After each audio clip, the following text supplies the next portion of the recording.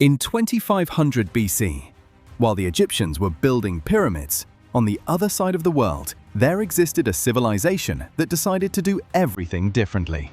No pyramids, no palaces, no royal tombs filled with gold, no statues of rulers, no evidence of an army. Instead, perfectly planned streets at right angles, brick houses with bathrooms, sewage systems running beneath every district, public swimming pools, granaries calculated to feed tens of thousands of people. Mohenjo-daro, one of the greatest cities of the ancient world. 50,000 inhabitants. A sophisticated writing system we still cannot decipher. Trade with Mesopotamia and the Persian Gulf. And yet, not a single ruler's name. Not one. In 700 years of this city's existence, someone built all of this. Someone governed all of this. And that someone left not a single monument to themselves. These are its streets. Mohenjo-daro stands on the banks of the Indus River, in what is today the province of Sindh in Pakistan. Its name is a later one. In the Sindhi language, it means Mound of the Dead. The city's real name is unknown to us, as is the language of its inhabitants, as is their religion, as is their political system. All we know is what the earth has shown us.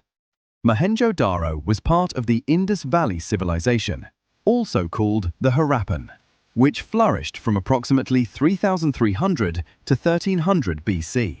It is one of the four great river civilizations of the ancient world: Egypt on the Nile, Mesopotamia on the Tigris and Euphrates, China on the Yellow River, and the Indus.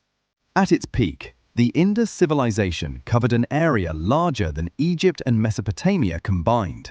More than 1,000 settlements, from small villages to large cities. The two main cities were Mohenjo-daro in the south and Harappa in the north.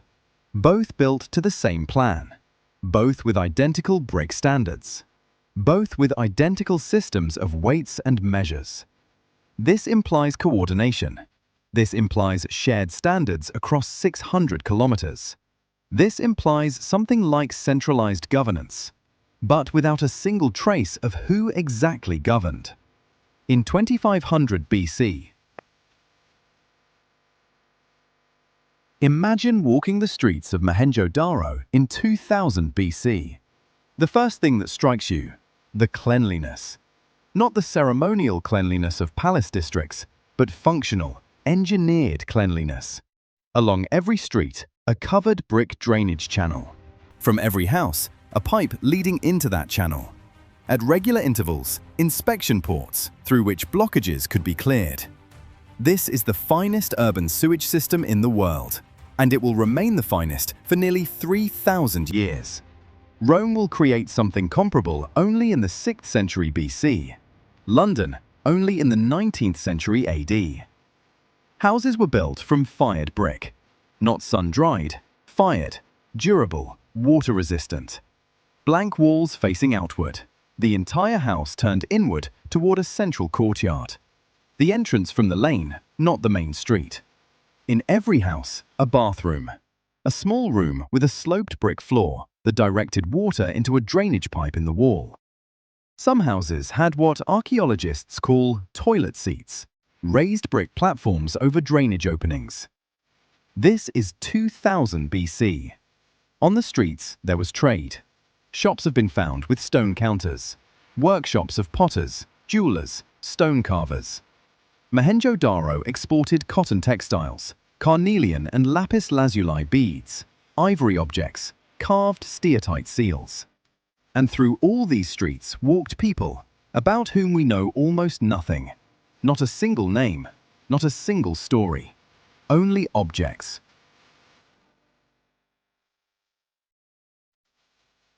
Mohenjo-daro is a city where almost every answer leads to a new question.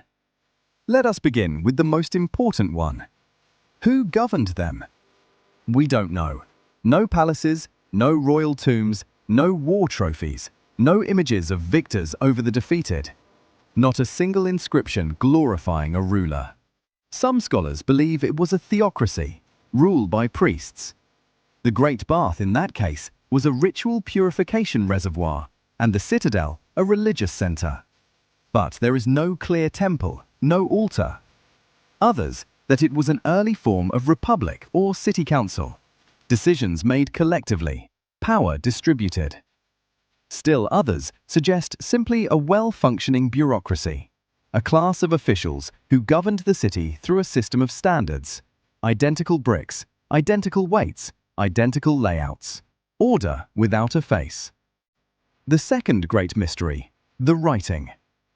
The Indus script contains approximately 400 signs. It has been found on thousands of seals, clay tablets, and objects. The direction of writing, probably right to left. No one has been able to decipher it, not once, in 100 years of attempts. The reason is that no bilingual text has been found, like the Rosetta Stone for Egyptian hieroglyphics. There is no long text, only short inscriptions on seals, an average of 5 signs each. What are they? Owners' names? Commodity labels? Religious formulas? Is it syllabic writing or an alphabet? No one knows.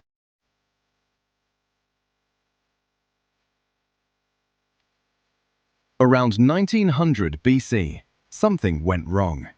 The cities of the Indus civilization began to decline. Not all at once, gradually over 2 to 3 centuries. First, the standards began to break down. Bricks were no longer uniform. Drainage systems were no longer maintained. Construction slowed. Trade with Mesopotamia ceased. The last Indus seals are found in Mesopotamian layers around 1900 BC. Then people began to leave. At Mohenjo-daro, there is a strange picture of the final years. Skeletons found lying directly in the streets. Bodies no one buried. This suggests some kind of sudden end, but only in the final phase of a long decline. What happened? 4 main theories. The first, climate change. Around 2000 BC, a prolonged drought struck the region. Rivers shifted course. Agriculture became impossible. People moved to where there was water. The second, Aryan invasion. For a long time, it was believed that Indo-European tribes from the north conquered the civilization. Today, most scholars consider this an oversimplification. There is no convincing evidence of military conquest. The third, epidemic. Skeletons from the final phase show signs of disease. A plague may have accelerated the end. The fourth, and perhaps most likely, a combination of everything. Climate stress, crop failures, collapse of trade networks, population migration, gradual abandonment. No dramatic battle, no final hour of defense, no fire. Simply, people left, and took with them everything they knew. Mohenjo-daro was discovered in 1922. A British colonial official and Indian archaeologist, R.D. Banerjee, noticed strange brick structures protruding from a mound in Sindh. They began to dig and realized they had found something unprecedented. No one knew a great civilization had existed here. Not a single mention in historical sources. Not a single legend.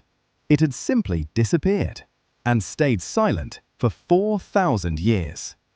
Since then, approximately 1/3 of the city has been excavated. The rest is still underground. Excavation proceeds slowly, partly because rising groundwater and salts are destroying the exposed bricks faster than scholars can study them. Literally, Mohenjo-daro is melting in the open air. UNESCO has placed it on the World Heritage List, and simultaneously on the list of sites under threat. But what did this civilization leave to the world? Cotton. The world's first cotton textiles were created here.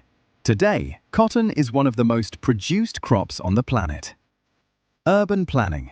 The principle of the rectangular street grid that modern cities from New York to Beijing follow was implemented here earlier than anywhere else. Sanitation. The idea that cities should have organized waste removal was born here. And one more silent lesson. A civilization can exist without a cult of personality, without monuments to rulers, without an army and wars, without hierarchies of humiliation. We don't know if it was happy. We don't know if it was just. We don't even know what they called themselves. But they built cities where every resident had running water and sewage. 3,000 years later, most cities in the world did not have this. Someone did everything right. We just don't know who.